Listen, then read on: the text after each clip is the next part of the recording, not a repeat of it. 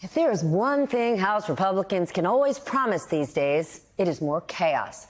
Congresswoman Marjorie Taylor Greene said today that she will force a vote to oust House Speaker Mike Johnson next week, blaming his decision to pass emergency aid to Ukraine. But that motion is doomed to fail, thanks to Democrats who promised to support Johnson against the motion. For more, let's bring in Joe Perticone, national political reporter at The Bulwark, and Mark McKinnon, former advisor to both George W. Bush and John McCain. Mark, what's your take on this?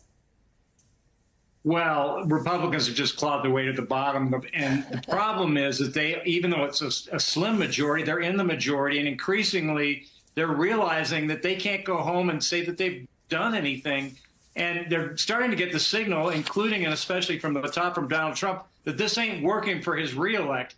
And all they got to do is look back to history, to Harry Truman, to see how he came and won in a comeback because he ran against a do-nothing Congress.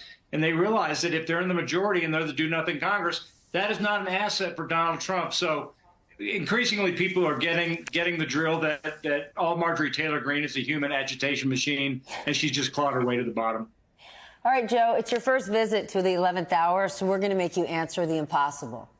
MTG doesn't have the votes to get rid of Johnson, so what does she gain from this? And what do Democrats gain from saving him? She gets a lot of attention from the far-right base.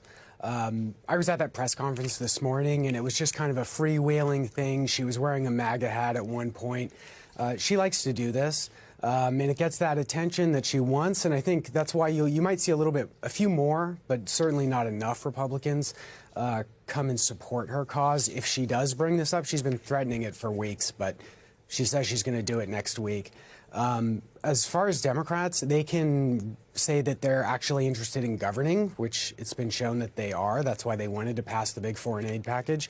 And Johnson getting saved by Democrats, though, that's not something that's going to last forever. It might be this one time. It might be another time. Who knows? All right, I'm obsessed with this one. It's a slightly related topic. The New York Times did these exit interviews with lawmakers from both parties who have decided to leave Congress this year. Watch this, just a bit. One word I'd use to describe Congress, I would say... dysfunctional. Chaotic. Chaotic. It's just very challenging. Difficult. Last year, when the Republicans took over the House of Representatives, they passed 27 bills, which made us the most unproductive Congress in any given year in the United States history. Dysfunctional. Tense. Dysfunctional. Probably a very popular word that you're hearing. Mark, is it any wonder they feel this way? Just look what Marjorie Taylor Greene's doing today. Well, it's amazing to me when I see people like Ken Buck, who's from Colorado, where I am. You know, he was one of the leaders of the Freedom Caucus, and he's the guy that's saying it's dysfunction. I mean, most members of Congress, actually go there to do something. But the problem is the goal of people there now who are increasingly empowered, people like Marjorie Taylor Greene and Matt Gaetz, their goal is dysfunction. Their goal is chaos. Their goal is not to govern, but to just create attention. And so for people who actually went there to do something, that's highly problematic. The problem is those good people are leaving, and it just leaves a vacuum that attracts only people who are there to get, for the attention machine like Marjorie Taylor Greene.